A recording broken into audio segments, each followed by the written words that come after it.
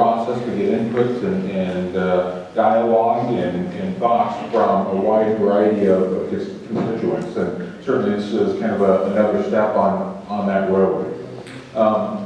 One of the things that we have really talked about, certainly since the September bond election, is that we've listened to our community. We have really worked diligently the last multiple months, and again, we've had 20+ community forums, we've asked for survey feedback, we have really worked hard to make sure that we listen and adapted and move forward with a plan that we believe is our next steps to help create the facilities for educational benefit and educational excellence for our students. You can see here that really, and I think most people know, our next focus with the bond election is just on our elementary work. And we have really two big challenges with our elementaries. Number one, capacity. We don't have room for the number of students that are coming in the near future. And we right now have portables in place, trailers in place. We have students that are in spaces that aren't designated as classrooms the way that they were built. They're, in some cases they are squeezed into either closet areas or flex spaces that have been repurposed into classrooms. And really, our continued focus is on equity as well. We want to make sure students have the facilities that provide the educational excellence, the educational focus, the needs for differentiation as we look into the next several years. And right now, we don't have that. We have some buildings that are updated that provide some better educational opportunities due to the facilities than others have, and that's something we need to correct as well. And then I think the last goal is very important too. We want to make sure that we work to accommodate growth, educationally as well as enrollment. We want to enhance our educational opportunities throughout our system as we look to the future, and that's an ongoing effort, ongoing focus, but also with our enrollment, we know we need to be able to make sure we accommodate that growth.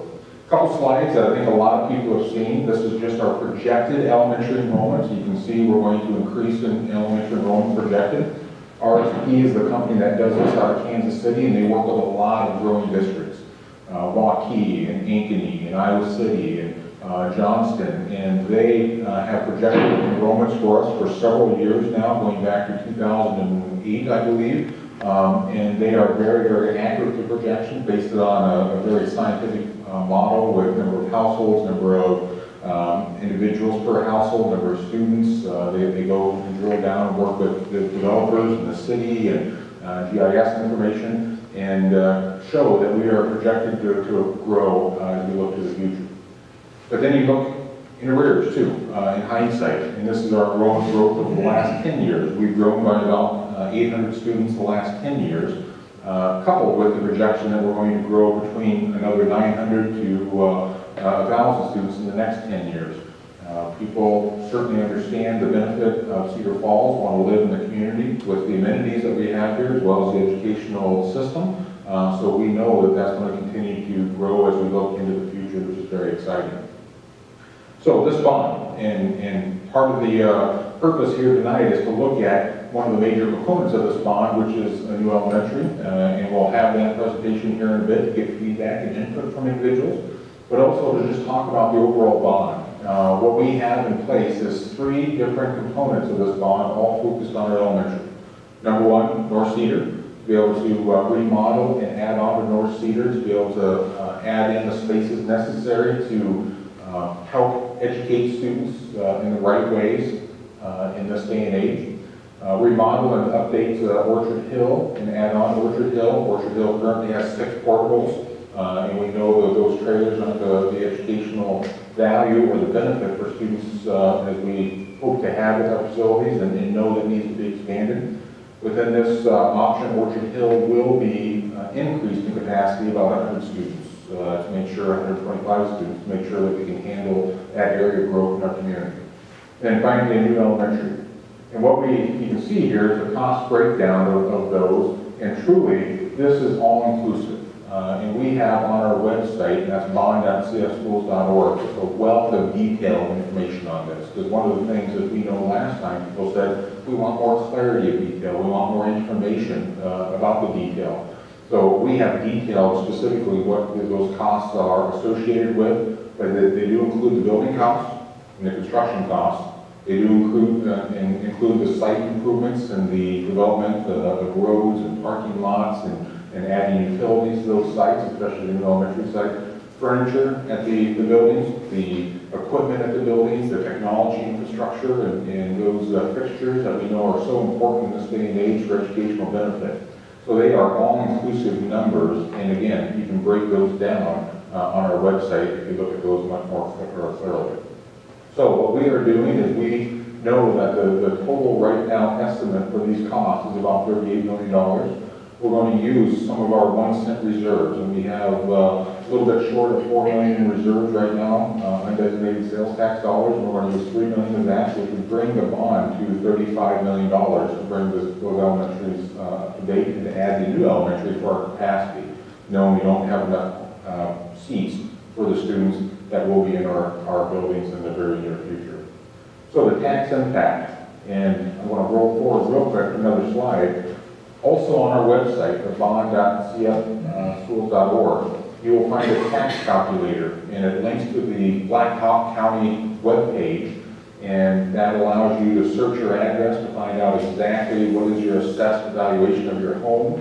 You can plug that in, and it'll show and share with you the exact tax rate implication for you at your home.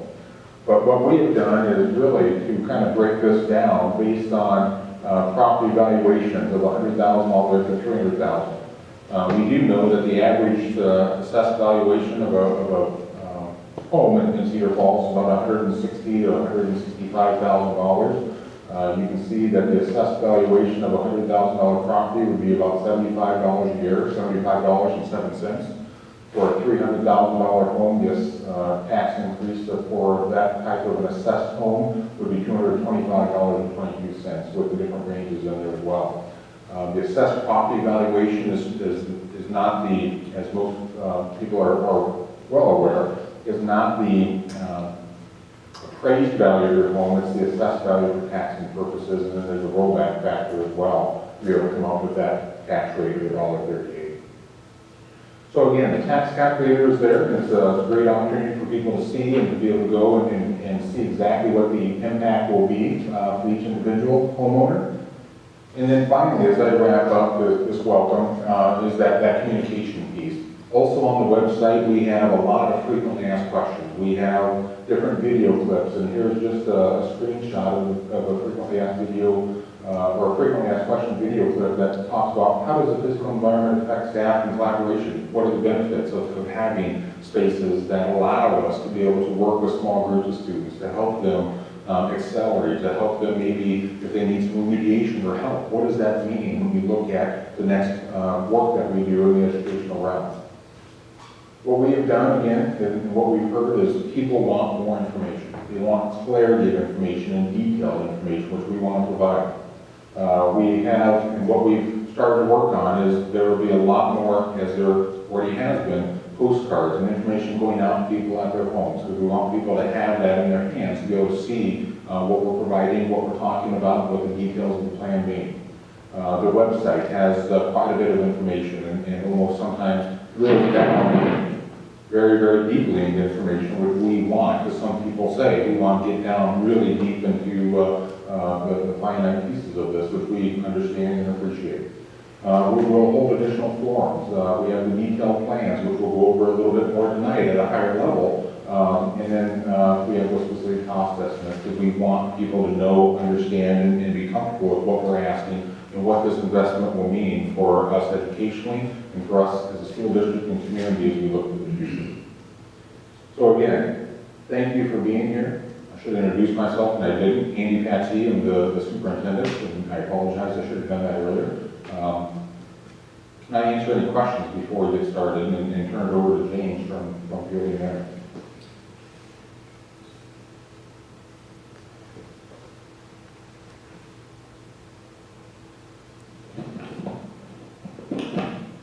Okay, thank you.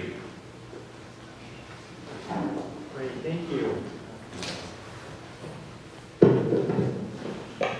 Great, thank you. I'm actually going to turn this over to Dan Shanner to go over the renovation projects first, and then we'll get into the new elementary school design. So, so that. Thank you, James.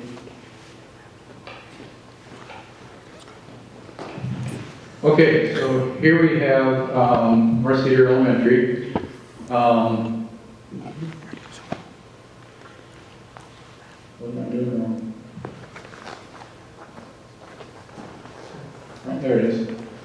Okay, so we have this portion of the building.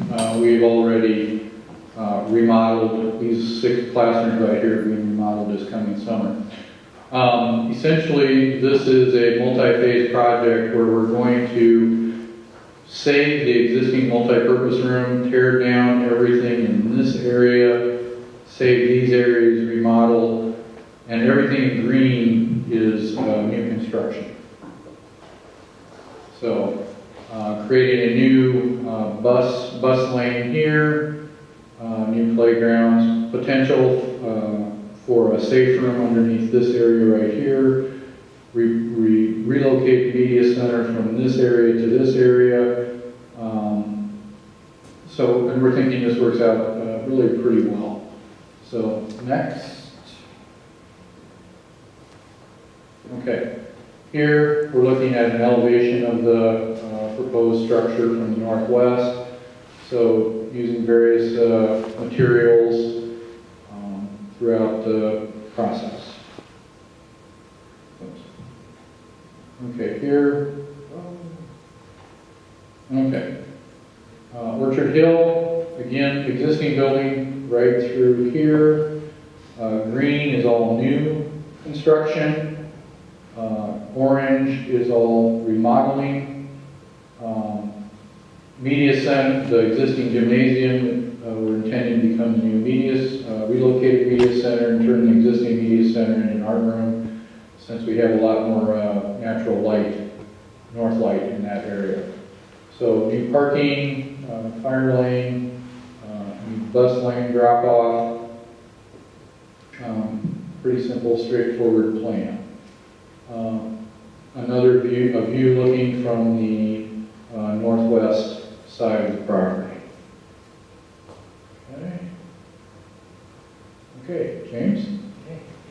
Thank you, Dan. We're going to both be on here for a minute because Dan's going to talk a bit about the plans. I want to just talk a little bit about the process of getting to a design, getting to a plan. So we actually started the design of this back in March. We did a visioning session. It was a multi-stakeholder session where we had some principals, some parents, teachers, and community members that were involved in this brainstorming process. So, we essentially just brainstormed ideas and kind of envisioned what the new elementary school could be. This was a very kind of high-level look at it. It was identifying things that are unique to Cedar Falls and how the design could relate specifically to Cedar Falls School District.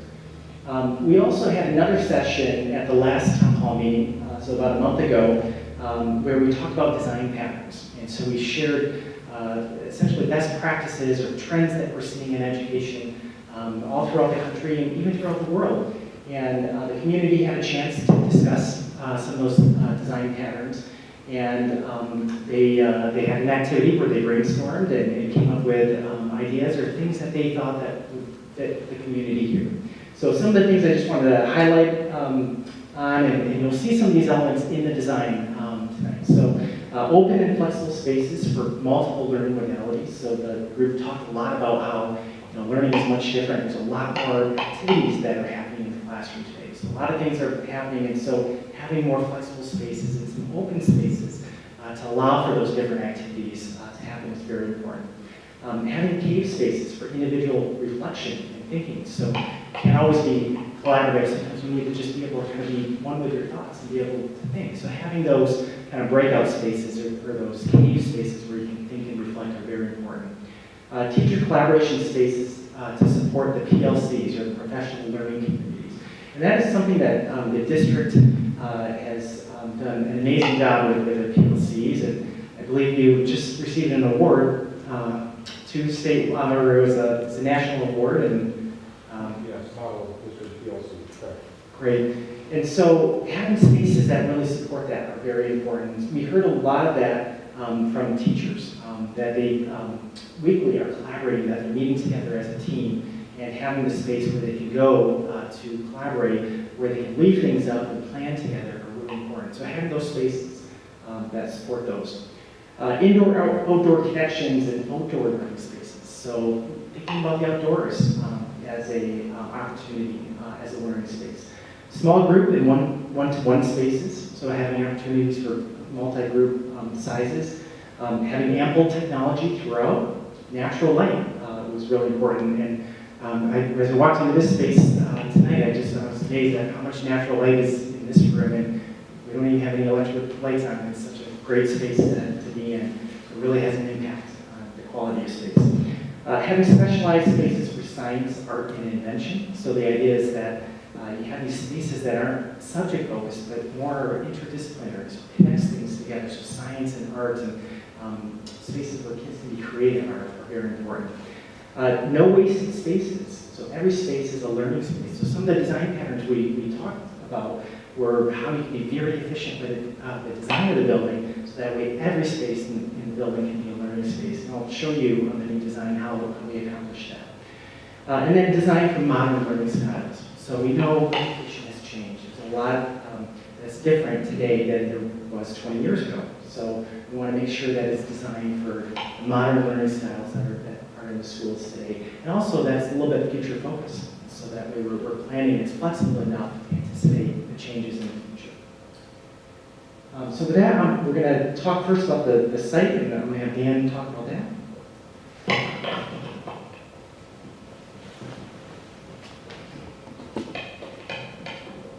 Okay, well, several years ago, the district purchased 40 acres, which is this piece right here, which is just west of Hudson Road, right here, and this is Eric Road right here. So what you're seeing here is this is residential being currently under development. If any of you have been out there lately, you'll notice there's quite a few houses sitting right in here now from this picture. The other developer involved is working to the south here, and they're currently bringing the road up from the south. Bus access to this particular site is going to come from the south down to Viking, and it will stay off of Eric Road. So working with our civil engineer and James and local people, we've come up with this initial concept plan where we're coming into the site from the south, creating a drive, looping around, which this becomes teacher parking right here, and this being the bus line. So that's how that would work. Initially, this road would also extend around up to here, where this is the parent drop-off and parent parking. Initially, this access number 2 and access number 3 would not be built until the developers get to those points. So once they do get to these points, this section of the drive would go away and become more fire lane. It also allows us for future growth. The city is planning park space here. We're also having to allow for water detention for the area, that's what's occurring down in this area right here. There's also potential up in the northeast corner and the northwest corner for that. So as we developed the building, or as James has developed the building, we sat that in here. It really works pretty well. The intent is to bring most of the services along the backside here through a utility easement, which brings us to having the service areas on the backside of the building, and that seems to work out pretty well. So James?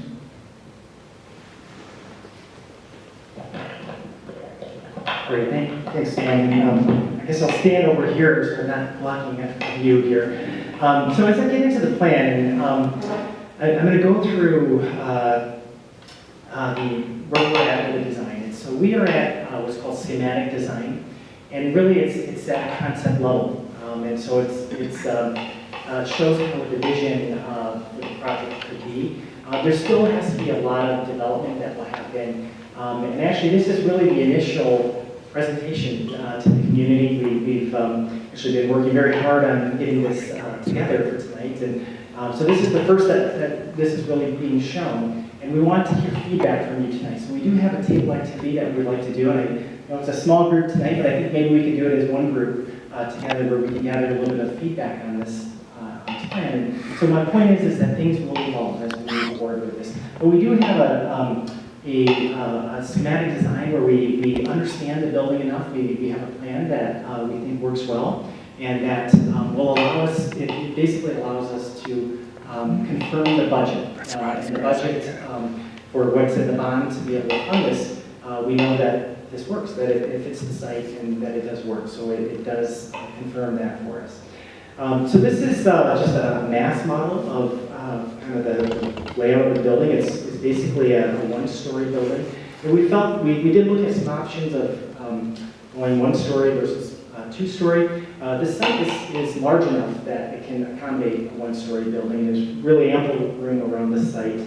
And really for an elementary school, having those outdoor connections, it's really important to have ground level access. And so we felt there's really no need because of the site constraints to go 2 stories, that we could do a one-story building. That way it provides every classroom the ability to have that direct connection to the outdoors. This is the floor plan, and I'm going to just kind of hit on some highlights of this, and then we're going to kind of dive in a little bit deeper on some key spaces. But north is up on the plan, and it's not showing up too well. Where is it? So the north is up on here. The main entrance to the school is from the north. And so again, we're showing the loop, that's the parent drop-off loop, and really the kind of the visitor side. There's an administration block right here at the main entrance. And so as you come in, you would you'd be able to go directly into that administrative block. You would enter into what we're calling the heart of the school, which is essentially kind of an open common space, which can be used for multiple activities. It's really a learning space, it's a gathering space, it's a social space. It really becomes the heart of the school that organizes the entire building. Off of this heart are kind of the sort of the common features, such as the cafeteria and the gymnasium, so you have access right off of that. Some of the common features or amenities to the school. The music room is right off of that area. We also have the media center right off of that heart. There's a secondary entrance, which is to the south here, which also gets you into that space, into that main heart.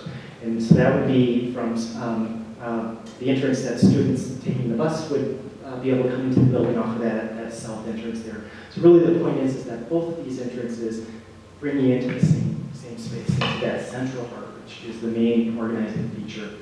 And then simply how this is laid out is really there's 2 main classroom wings here. So there's a 1st through 3rd grade wing, and then a 4th through 6th grade wing here, and then a kindergarten and pre-K wing off of this area here. So we think it really lays out well, and I'll point out some of the key features of how we think this plan works well. So one thing that we always think about when we design schools is the security and controlling the entries. And so the benefit that we have with designing a brand new school here is to really think about those things very critically here. So I just want to point out again those the security. We want to try to minimize all the entrances to the school and also bring them into one central spot that can be observed very easily. So they come from the primary and secondary entry.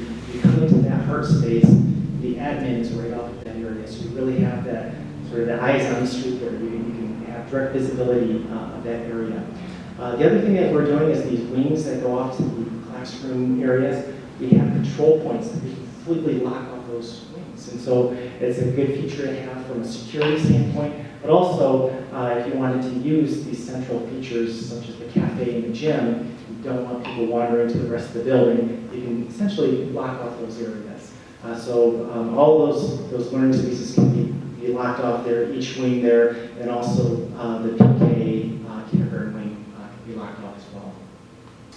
As far as circulation goes, I mentioned on one of the, at the last town hall meeting, we were talking about the design patterns and how one of the topics that was discussed by the community is, let's design this very efficiently so that way, every space is a learning space. And to do that, what we can do is we can treat circulation areas or typical hallways as learning spaces or as breakout spaces. And to do that, we essentially create wider areas. So off of each of these classroom areas here, this would be the first grade community. The idea is that each grade level is organized around this community. We have this common area that is really a breakout space for all the classrooms. So they can easily go and use that space when they're coming together. So 2 or 3 classes are coming together to do an activity. They can utilize that space. If a teacher is breaking students into different groups where they're doing group work,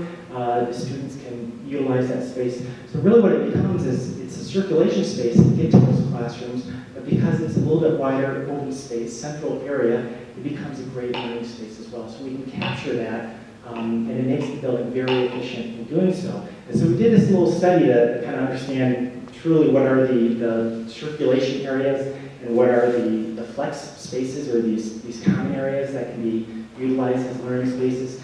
And we found that out of the total building, the circulation percentage, which is this dark blue here, is only 1.3% of the entire building. And really, if you look at national averages of typical or traditional schools, they range in the 14 to 18% of just pure circulation, which is not learning space, it's just for moving through. And so we think this is shows that this is a very efficient plan that really kind of allows you to get really the best bang for your buck, that we're trying to utilize every space in this building as a learning space. So I'm going to zoom in on a couple of the areas. I talked about that heart a little bit, so this is just a blow-up of that central area.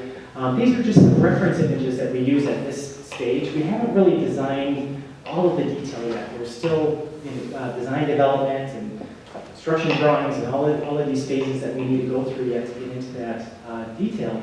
So these are just some reference images that sort of describe or capture what that space could look like as that central heart to the school. Off of that heart, I talked about that media center. And one way we want to think about this is how has the media center evolved in schools? And we can think about it a little bit differently. And so one thing that we're seeing quite a bit is the media center also being used as a project area or a maker space. We see a trend where it doesn't just have the books, but it also has areas where you can build projects. You can experiment and you can be innovative as a child and work on things. And so right now we envision this as a media center and a maker space, a place where students can also work on projects.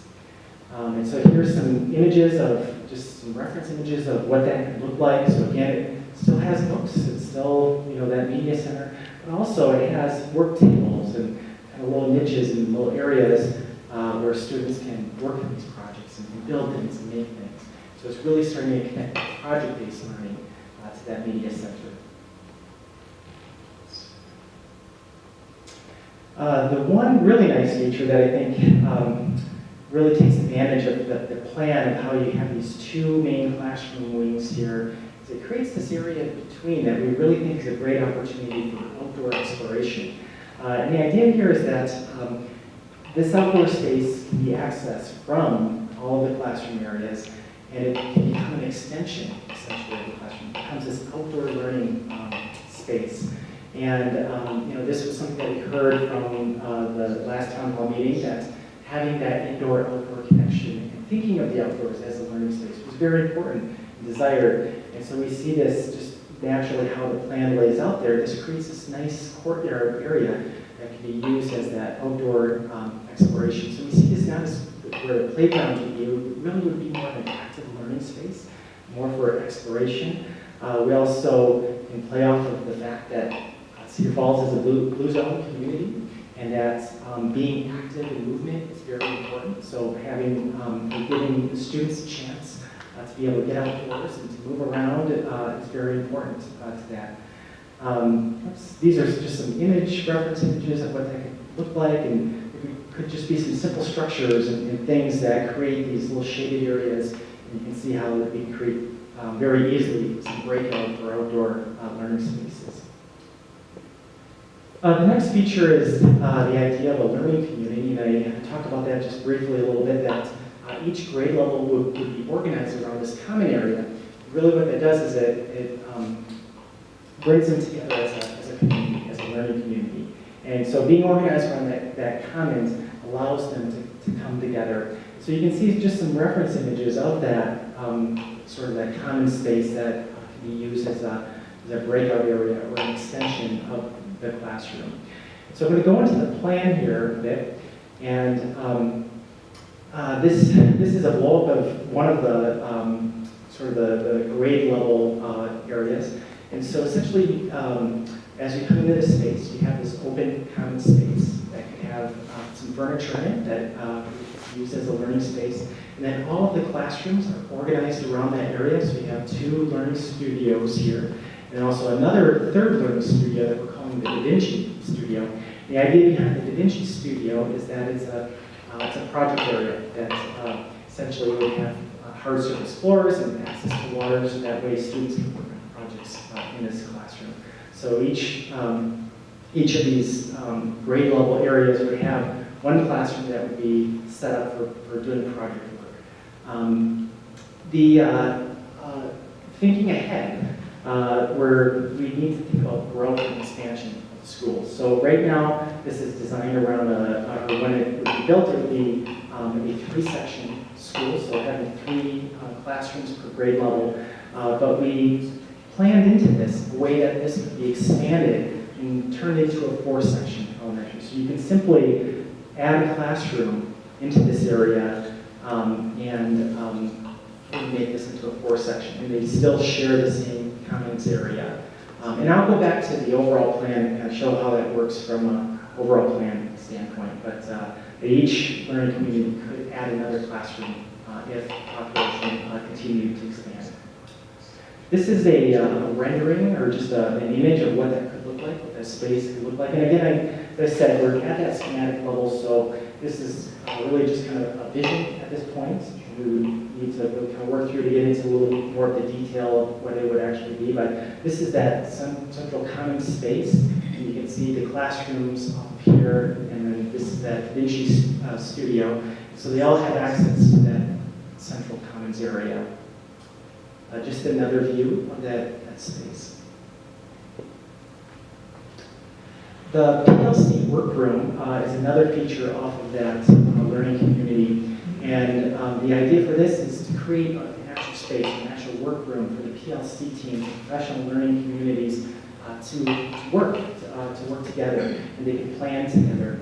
And so we thought having this kind of off of that commons area is really kind of a great spot, especially for access to these classrooms. It's really right off of the classroom areas. And then too, it gives direct visibility to this commons space. So if you had some students working in the commons area independently, that a teacher could be in that PLC room and be able to passively supervise students in that space. So, so it shows that how, that commons area being centrally located there, at times students do need to work independently, not on their own, but you need to be able to have that supervision of that area just to make sure that they need help or anything. So having that right there allows for that strong connection. Also, this is right off of the area that's that outdoor exploration, that outdoor learning space that has direct visibility of that area as well.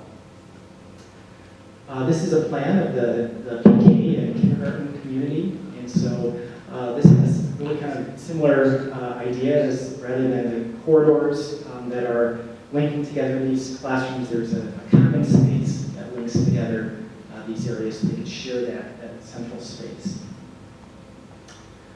This is a rendering of what the main entrance could look like. So this is off of the really the north side, the parent drop-off area. So you can see, oops, sorry, my laser pointer is kind of dying out here. But the entrance, it would be right here. And this would be the admin block right next to it. So the administration would have direct visibility of that entrance and could see people coming to the building. And then you can see the kindergarten and PK wing off to the side here. And then one last rendering here of that outdoor exploration area. We took a little more time a little more detail into this space because we thought this was a really exciting aspect of the design, that this could be a real natural space, a real nice amenity, just how the plan kind of lays out. You have the 2 classroom wings here. You have this really nice kind of courtyard, outdoor exploratory space for the kids. And each of these classroom areas off of that commons would have access to that space. Okay, that's my last slide there. We do have an activity that we want to get some feedback from you on this. So, as I mentioned, we're at a schematic design level, and this is going to continue to develop. And so we do want to get your thoughts and your feedback on this tonight. So we have a table activity plan. But before I guess we do that, does anybody have any questions at all about the presentation that I shared?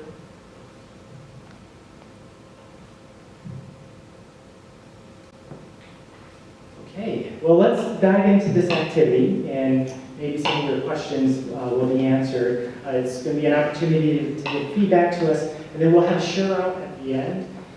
So I guess we do have a small group, and maybe we could do this in 2 groups. Maybe a table, maybe right here with these 2 gentlemen, and then a table over here with a group, and if we can just kind of even up, sort of divide the group in half here, we'll go through this activity, and then that way we can just share out and sort of see what each group does. So go ahead and move around and we'll hand out the instructions for this activity. No, I'm not. Are you from a warm climate? I'm from, Michigan is pretty similar to. I was just wondering, because this here, it'd be fine, down south, but up here, most of the time, it's cold. That's true, right, that's true. But outdoors, you can still use it quite a bit of the time, even during the winter time too. So we actually work on projects in the Arctic Circle, and the Inuit up there say that there's really no such thing as bad weather, just bad clothing. And they really believe that the outdoor space is a space that can be utilized. And so there still is opportunities to use this area in the wintertime as a learning space. Obviously, summertime, the rendering here shows it and all nice stuff.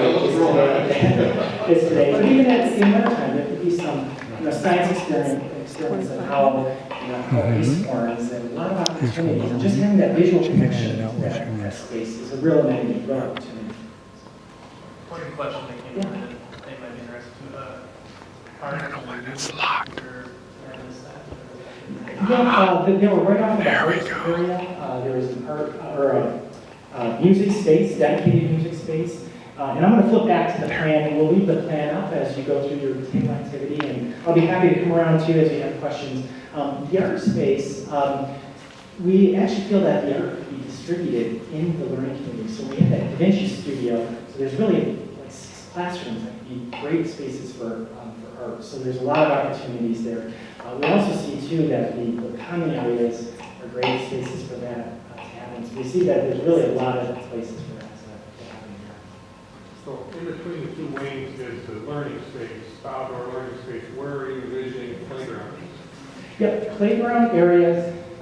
We can see, or we didn't show them in the site plan, but there's opportunity around the north side for the PK area. There's opportunity back here as a separate playground area.